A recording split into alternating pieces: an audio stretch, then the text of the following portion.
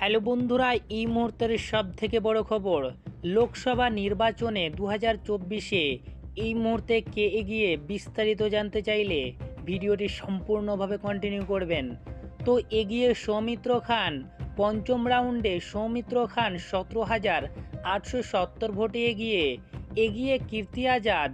বর্ধমান দুর্গাপুরে তৃণমূল প্রার্থী কীর্তি আজাদ এগিয়ে অনেকটাই পিছিয়ে পড়েছেন দিলীপ ঘোষ। মথুরাপুরে এগিয়ে তৃণমূল প্রার্থী, মথুরাপুরে প্রায় 65,000 ভোটে এগিয়ে তৃণমূল প্রার্থী বাপি হালদার।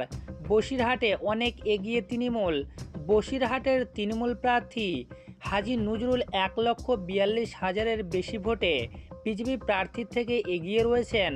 এগিয়ে অভিষেক বন্দ্যোপাধ্যায়, এই মুহূর্তে 2,11,000-এর বেশি ভোটে এগিয়ে রয়েছেন তৃণমূল প্রার্থী অভিষেক বন্দ্যোপাধ্যায়। বাংলায় কংগ্রেস এগিয়ে মাত্র একটি আসনে, দক্ষিণ মালদহ কেন্দ্রর কংগ্রেস প্রার্থী ঈশা খান চৌধুরী রাজ্যের একমাত্র কংগ্রেস প্রার্থী হিসেবে এগিয়ে রয়েছেন। পিছিয়ে মোদী সরকারের মন্ত্রীরা, উত্তরপ্রদেশে মোদী মন্ত্রিসভার 6 মন্ত্রী পিছিয়ে রয়েছেন। ব্যবধান বাড়ছে দক্ষিণ কলকাতায় তৃণমূল প্রার্থী এই মুহূর্তে 65,000-এর বেশি ভোটে বিজেপির দেবশ্রী চৌধুরীর থেকে এগিয়ে রয়েছেন। পাঞ্জাব লোকসভা নির্বাচন, পাঞ্জাবের 13টি আসনের মধ্যে কংগ্রেস এগিয়ে 7টি আসনে, আপ এগিয়ে 5টি আসনে এবং অন্যরা এগিয়ে 1টি আসনে। মহারাষ্ট্রে লোকসভা নির্বাচন, মহারাষ্ট্রে 48টি আসনের মধ্যে ইন্ডিয়া ব্লক 30টি আসনে, এনডিও 17টি আসনে এবং অন্যরা 1টি আসনে এগিয়ে রয়েছে। উত্তরপ্রদেশে লোকসভা নির্বাচন, উত্তরপ্রদেশে 80টি আসনের মধ্যে এনডিও 36টি আসনে, ইন্ডিয়া 43টি আসনে এবং অন্যরা 1টি আসনে এগিয়ে রয়েছে। গুজরাতে লোকসভা নির্বাচন, গুজরাতের 26টি আসনের মধ্যে বিজেপি 24টি আসনে এবং কংগ্রেস 2টি আসনে এগিয়ে রয়েছে।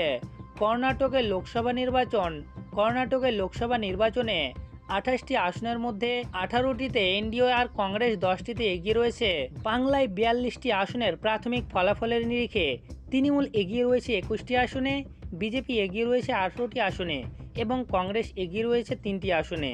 543টি আসনের প্রাথমিক ফলাফল, 543টি আসনের প্রাথমিক ফলাফলের নিরিখে 301টিতে এগিয়ে এনডিও ও 221টিতে এগিয়ে ইন্ডিয়া ব্লক, অন্যরা এগিয়ে 21টি আসনে। তো এই ছিল আজকের বিশেষ ভিডিও ভালো লাগলে অবশ্যই কমেন্ট করে জানাতে ভুলবেন না। ধন্যবাদ।